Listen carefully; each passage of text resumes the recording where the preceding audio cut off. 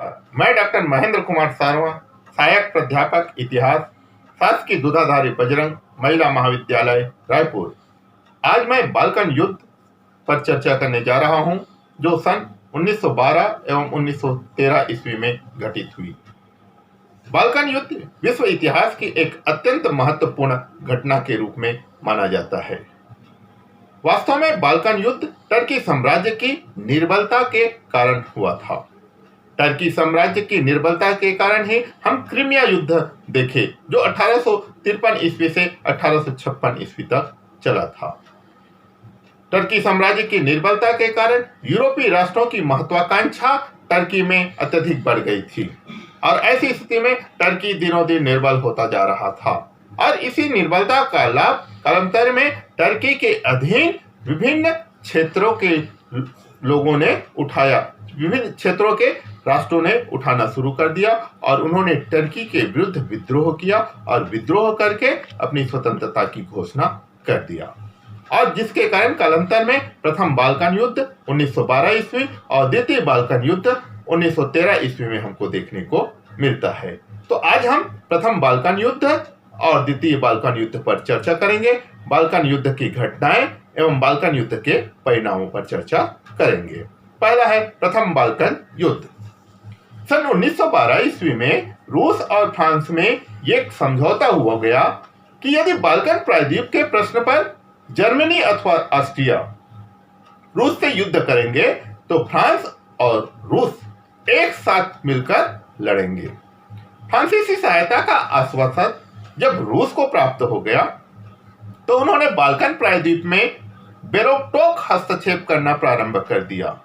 कालांतर में रूस के उकसाने पर ही 4 बाल्कन राज्यों ने मिलकर 1912 ईस्वी में एक लीग बनाई, जिसे बाल्कन लीग के नाम से जाना जाता है। और इस बाल्कन लीग में एक गुप्त समझौता हुआ कि इस गुप्त समझौता के अंतर्गत ये सभी राष्ट्र टर्की के खिलाफ युद्ध में भाग लेंगे। ये राज्य थे यूनान, बल्गेरिया, मॉन्टेनिग्रो और सर्बिया। कौन कौन? यूनान, बल्गेरिया, मॉन्टेनिग्रो और सर्बिया। इस समय टर्की निर्बल हो गया था और वहां आंतरिक अशांति फैली हुई थी। बाल्कन राज्यों के समझौते का उद्देश्य यह था कि वे टर्की के युद्ध करके उसके शासन को यूरोप से समाप्त कर देंगे।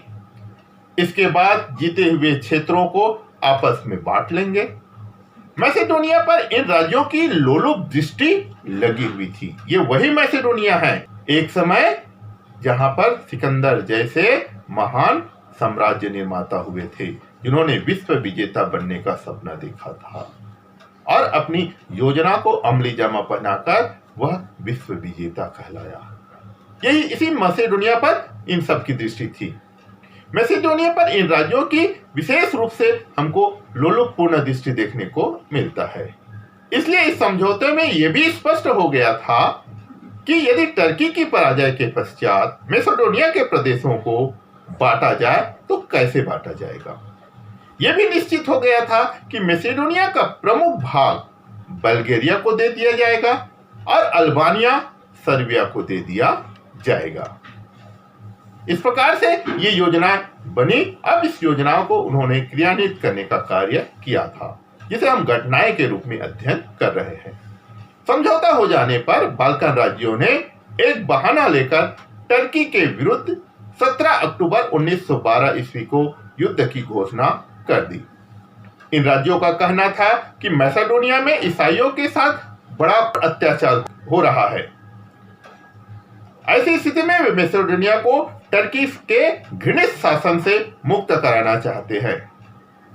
उन्होंने टर्की से मैसेडोनिया में सुधार करने को कहा, पर टर्की के इनकार करने पर युद्ध प्रारंभ हो गया।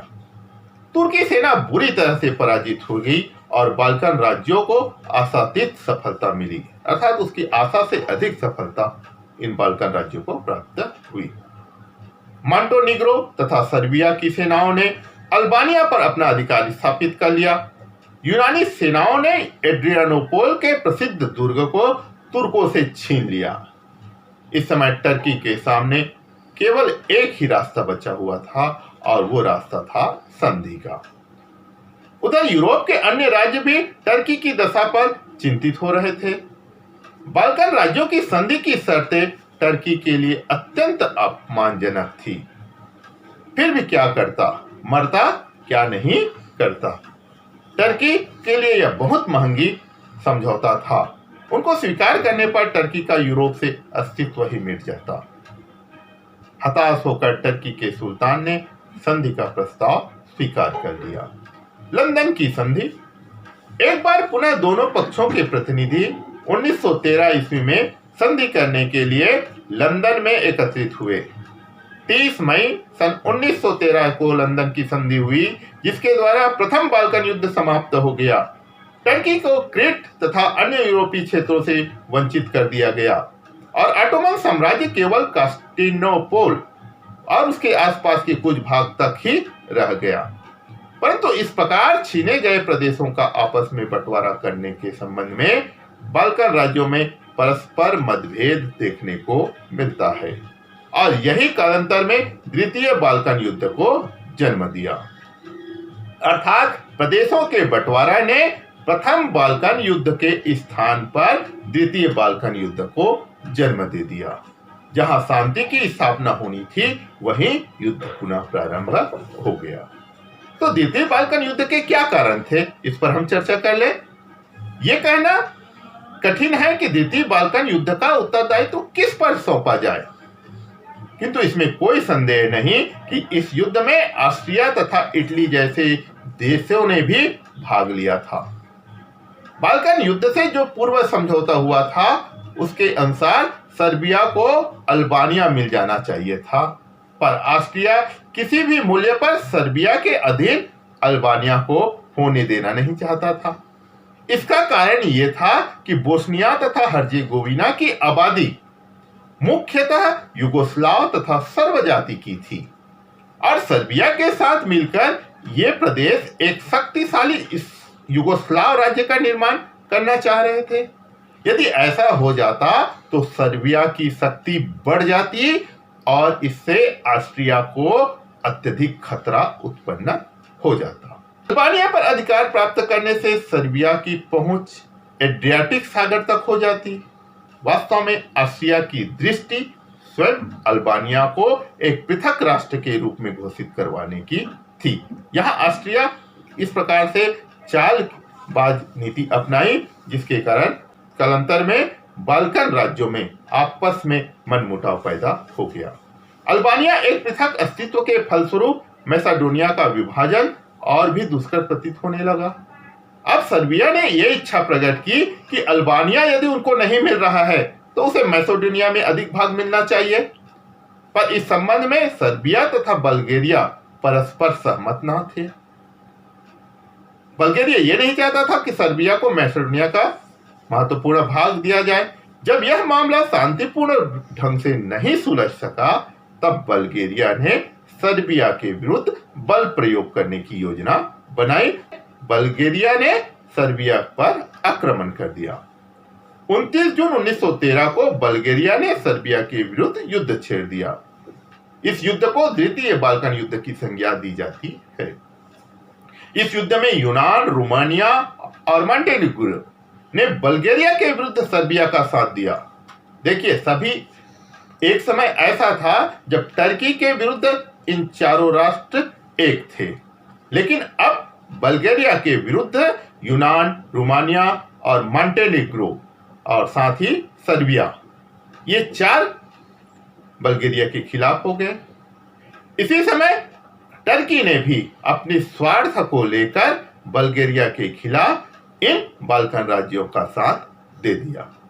इस प्रकार से हम देखते हैं कि एक पक्ष में केवल बल्गेरिया और दूसरे पक्ष में यूनान, मॉन्टेनेग्रो, रोमानिया, सर्बिया और टर्की। कालांतर में बल्गेरिया बुरी तरह से पराजित हुआ और उन्होंने संधि के लिए प्रार्थना किया।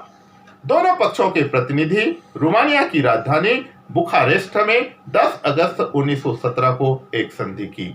विश्व इतिहास में ये बुखारेस्ट की संधि के नाम से जाना जाता है। इस संधि के कारण बल्गेरिया की बड़ी मानहानि हुई। संधि के द्वारा सर्बिया तथा मॉन्टेनेग्रो ने बहुत सारे प्रदेश प्राप्त कर लिए। यूनान ने भी सैलोनिका प्रदेश पर अधिकार प्राप्त कर लिया। इस विभाजन के बाद मैसेडोनिया का बचा हुआ भाग ही बल्गेरिया को मिल सका। इस प्रकार द्वितीय बाल्कन युद्ध समाप्त हो गया। बुखारेस्ट की संधि द्वारा बाल्कन राज्यों में कुछ समय के लिए शांति स्थापित हो गई। बाल्कन युद्धों के फलस्वरूप सर्बिया तथा यूनान सर्वाधिक लाभान्वित हुए। इन युद्धों का एक बड़ा परिणाम यह हुआ कि यूरोप में तुर्की साम्राज्य लगभग समाप्त हो गया और बाल्कन प्रायद्वीप में ईसाई राज्यों का परिवर्धन प्रारंभ हो गया। यह कहना अनुचित होगा कि उपयुक्त युद्धों से बाल्कन समस्या शांत हो गई। द्वितीय बाल्कन युद्ध के द्वारा बाल्कन राज्यों में राष्ट्रीय प्रतिस्पर्धा उत्पन्न हो गई, जिसका विस्फोटक परिणाम प्रथम महायुद्ध के रूप में हमको देखने को मिलता है। पूरी तरह से हम ये कह सकते हैं कि प्रथम विश्व युद्ध का वातावरण तैयार किया था। बुखारेस्ट की संधि की शर्तें। द्वितीय बाल्कन युद्ध का अंत बुखारेस्ट की संधि के द्वारा हुआ। बल्गारिया ने यह संधि ग्रीस, सर्बिया, रोमानिया और टर्की के साथ की। इस संधि में निम्न बातों का निर्णय हुआ। पहला है, रोमानिया को डैन्यूब नदी के तट पर स्थित सिलिस्ट्रिया का दुर्ग और दोब्रुजा का प्रदेश दिया जाएगा। दूसरा था, सर्बिया को संपूर्ण उत्तरी मैसेडोनिया और मिनास्टर प्राप्त हुआ। तीसरा था, ग्रीस को फ्लोरिना से थ्रेस तक, मैसेडोनिया का संपूर्ण दक्षिणी प्रदेश और एजियन सागर का तटवर्ती बंदरगाह कबाला और उनका पृष्ठ प्रदेश प्राप्त हुआ। बल्गारिया के पास पश्चिमी थ्रेस का प्रदेश रहा। पांचवा था, टर्की को एड्रियानोपोल और उसके आसपास का प्रदेश प्राप्त हुआ। ऑस्ट्रिया और इटली ने सर्बिया तथा मॉन्टेनिग्रो को अल्बानिया का स्वतंत्र राज्य खड़ा करके एड्रियाटिक सागर से दूर रखा। इसी कारण सर्बिया ने मैसेडोनिया में उसकी क्षतिपूर्ति करने के लिए प्रयत्न किया, जिसके फलस्वरूप बल्गारिया से उसका झगड़ा हुआ और आपस में युद्ध हो गया। बाल्कन युद्धों के परिणाम। इसके मुख्य परिणाम निम्नलिखित हैं।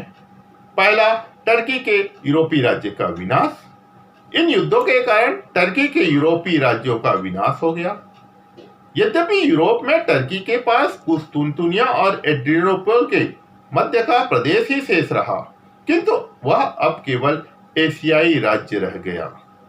टर्की का साम्राज्य विशाल था, यूरोप और एशिया के कई क्षेत्रों तक फैला हुआ था, लेकिन प्रथम और द्वितीय बाल्कन युद्ध का महत्वपूर्ण परिणाम ये रहा कि टर्की अब केवल एशिया में ही सीमित हो गया। यूरोप का सारा क्षेत्र उनके हाथों से निकल गया। उसके अधिकार से यूरोप का जो भाग था, यूरोपीय भाग का 1/6 भाग उसके हाथों से निकल गया। इतना बड़ा महत्वपूर्ण क्षेत्र टर्की के पास था। अब केवल 2/3 यूरोपीय प्रजा भी उसके हाथों से निकल गई। बाल्कन राज्यों का विस्तार। इन युद्धों से बाल्कन राज्यों के विस्तार में बड़ी वृद्धि हुई। इन सब राज्यों में सबसे अधिक लाभ सर्बिया और ग्रीस को प्राप्त हुआ। इनके राज्य पहले से दुगुने हो गए। मॉन्टेनिग्रो का राज्य पहले से भी दुगुना हो गया। रोमानिया का भी विस्तार हुआ। इन युद्धों में बल्गेरिया को सबसे कम लाभ प्राप्त हुआ, क्योंकि वो ज्यादा महत्वाकांक्षी हो गया था। यदि वो प्रथम बाल्कन युद्ध में ही संतुष्ट हो जाता तो बल्गेरिया को अपना नुकसान उठाना नहीं पड़ता। यद्यपि हम देखते हैं कि बल्गेरिया ने इस प्रकार के कार्य करके अपने पैर में स्वयं कुल्हाड़ी मारा था। ईर्ष्या तथा द्वेष में वृद्धि। इन युद्धों के द्वारा ईसाई प्रजा को टर्की के साम्राज्य से मुक्ति मिल गई, ऐसा सोचना बेकार है। इन युद्धों के कारण इन राज्यों की शक्ति में बड़ा विस्तार हुआ और उनमें पारस्परिक ईर्ष्या और द्वेष में भी बहुत अधिक वृद्धि हुई। बल्गारिया अन्य राज्यों को ईर्ष्या और द्वेष की दृष्टि से देखने लगा। सर्बिया ऑस्ट्रिया से बड़ा असंतुष्ट हो गया, क्योंकि उसके कारण ही अल्बानिया के नए राज्य का निर्माण हुआ, जिससे वो एड्रियाटिक सागर से दूर हो गया। ऑस्ट्रिया भी सर्बिया से नाराज था, क्योंकि उसके विस्तार से उसके एजियन सागर तक पहुंचने के मार्ग में रुकावट पैदा हो रही थी। ऑस्ट्रिया को ग्रीस व रोमानिया से भी बड़ा असंतोष था। जर्मनी भी सर्बिया को अपना शत्रु समझता था, क्योंकि उनके द्वारा जर्मनी के कुस्तुनतुनिया तक पहुंचने के मार्ग में वो रुकावट पैदा हो गया था। ये राष्ट्र बुखारेस्ट की संधि का अंत करना चाहते थे। उनको केवल अवसर की तलाश थी। शीघ्र ही उनको बाल्कन राज्यों के विरुद्ध कार्य करने का अवसर प्राप्त हो गया। कब? जब ऑस्ट्रिया के राजकुमार फर्डिनेंड और उसकी पत्नी का वध सेराजोवा में दिन दहाड़े एक सर्ब के द्वारा 28 जून 1914 ईस्वी को किया गया, और इसके कारण ही प्रथम विश्व युद्ध का आरंभ हुआ। तो यह प्रथम विश्व युद्ध की तात्कालिक घटना मानी जाती है। तो सीधा अर्थ है कि प्रथम और द्वितीय बाल्कन युद्ध का परिणाम ही कालांतर में प्रथम विश्व युद्ध के रूप में प्रस्फुटित हुआ।